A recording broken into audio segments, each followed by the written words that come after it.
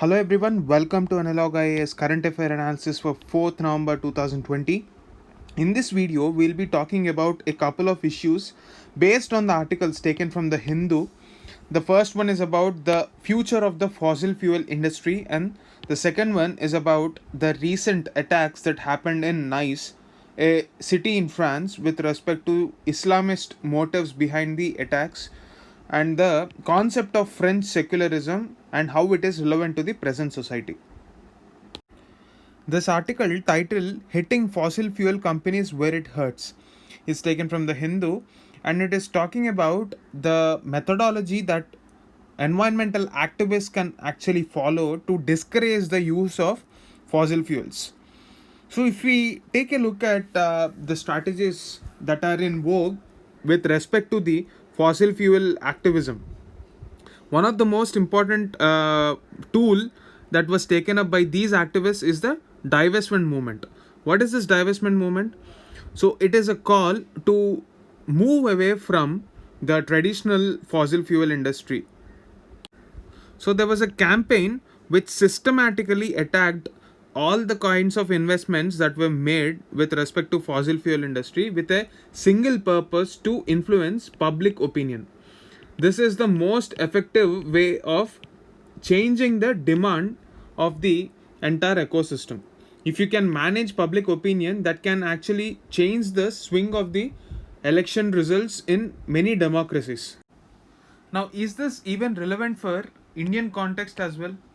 Firstly, India does not have the natural resources with respect to petroleum or crude oil to an extent when you compare with Western economies like USA or Saudi. Just to put things into context, the wealth or the annual revenue in 2019 for Saudi's Aramco was 111 billion. Similarly, there were mention of other companies like the Dutch's Shell revenue, which was around 24 billion.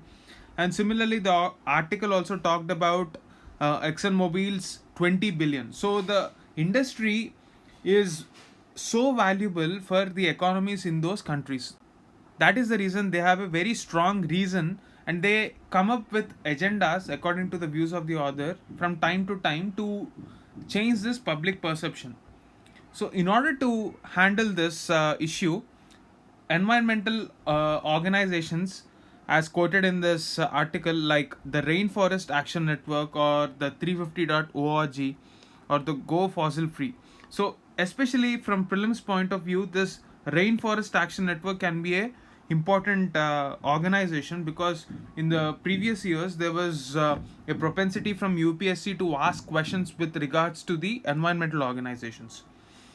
So all these organizations were pushing the local students and also protesters to campaign for divestment from fossil fuel companies. So a lot of companies have faced the heat of this movement, because investors, like say for example large sovereign pension funds from France and Australia, have actually withdrawn their investments into these companies. Even there were sustained media campaigns against the role of banks played in investing in these companies. So, heavy investment banking companies like Goldman Sachs or Ernst and Young, which is not mentioned in this article, they have also faced the heat of this movement. So, Arctic National Wildlife Refuge is also one more important point that we have to remember from prelims. So, this has also been in news. Another organization which was again in news is the Climate Action Network or the Rainforest Action Network. So, all these organizations came into vogue after USA has withdrawn from the Paris climate deal after Donald Trump was elected as a president in 2016. So a lot depends on who is going to win the US election and the way forward with respect to these talks on climate change. So to just put things into context, the presidential candidate Joe Biden and his Democratic Party has already signaled that they would be moving away from this fossil fuels, especially in the state of Pennsylvania. Pennsylvania, which has traditionally been a democratic voter, the entire voters in that region are now riding behind Donald Trump as a president. So this shows the true potential of a rhetoric in a democracy. So unless and until we hurt the companies, fossil fuel companies, where it hurts them the most, that is at their finances through sustained opinions, this is where civil society can come into picture. So are we actually trying to stall public developmental activities? That is not what these organizations are trying to aim at. Rather than this, they are actually advocating activities which makes renewable energy much more accessible and much more cheaper than what it is today. What these organizations are essentially trying to do is realign their climatic investments, or green financing as they call it. Green financing should move towards ensuring affordability of renewable energy and access to renewable energy, but not just mere namesake investments into renewable energy. So this article talks about various other projects like the Arctic oil and gas financing aspect. So we have seen in the past various articles about how Russia is deploying nuclear based icebreakers in Arctic region to explore this huge reserves of oil and gas which were found in the Arctic Ocean. Now we know that Arctic Ocean is a hugely impactful region when we're talking about the issue of climate change. Any anthropogenic activity in this region will severely impact low-lying areas in the world. We are already witnessing a phenomenon of greening of the Arctic. What it means is the temperature of Arctic is actually rising, and it has led to a climatic shift wherein instead of the ice we are actually seeing plant growth because of warmer temperatures. This has severe repercussions for the southern hemisphere, especially the low lying areas, because, say, for example, countries like Bangladesh will be facing the heat of this climate change because of the rise in mean sea level. So, low lying areas like Bangladesh, Jakarta, etc., will actually get drowned with the rise in the mean sea level. They will become uninhabitable, and these areas have huge density of population. Therefore, the author suggests that we should continue this movement against divestment and force these fossil fuel companies to be environmentally responsible for their actions. That is the gist of this article. This article, titled A Fragile French Republic, is taken from the Hindu, and this talks about the recent attacks on the French citizens which are motivated by religion. In this context, let me explain about a magazine called Charlie Hebdo. This is a satirical magazine in France which is known for its anti racist and anti religious posts. So, it was in controversy with respect to certain cartoons made on Prophet Muhammad. So, what is this controversy about? In Islam, representing any deity or a prophet with an image is prohibited. It is against their culture and it is against their religious texts. So, Charlie Hebdo has actually represented Prophet Muhammad through certain pictures in a very satirical way.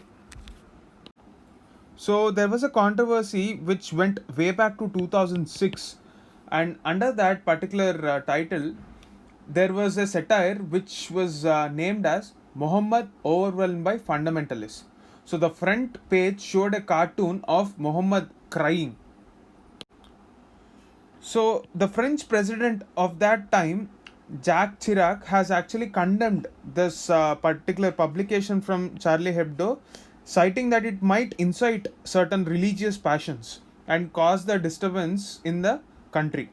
Not just in the country, across the Islamist states, there might be a outrage regarding this sort of cartoons.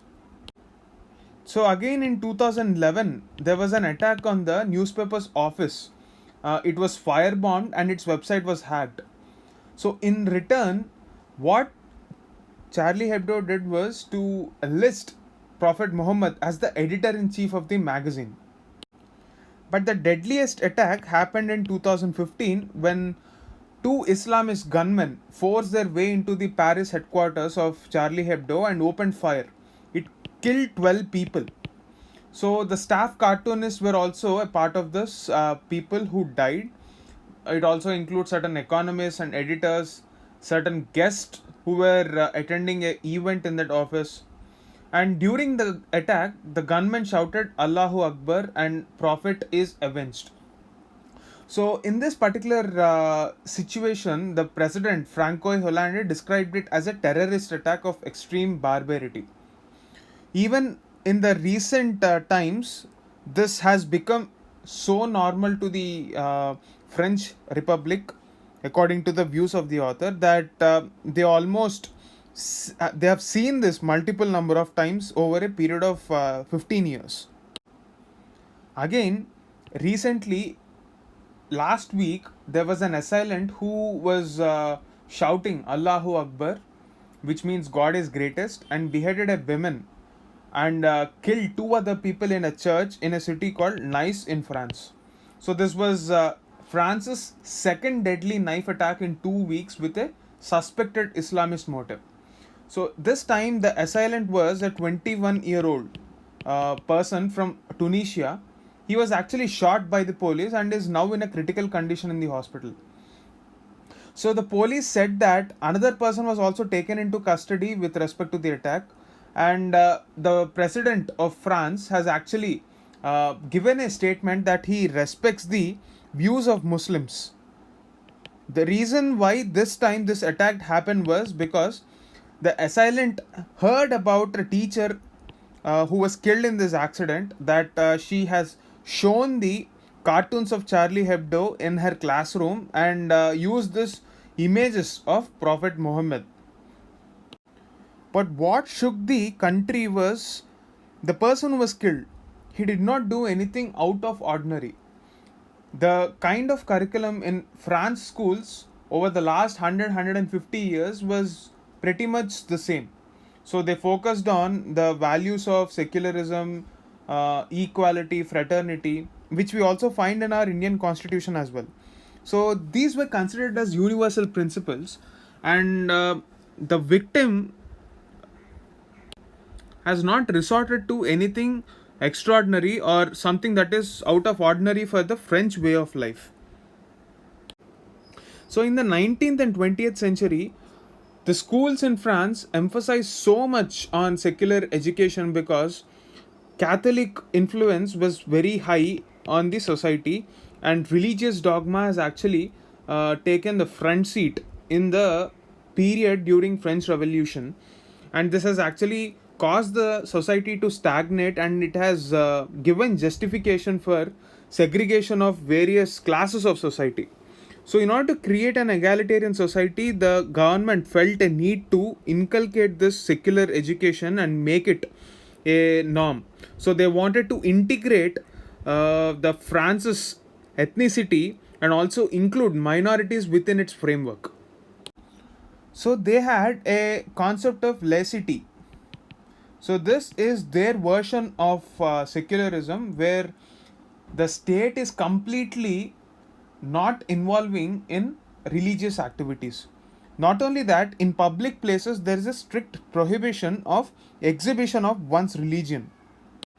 But what happened after the decolonization process after the Second World War was the fact that a lot of Muslims migrated to France because they were once residents of French colonies in Africa. So they came back to France.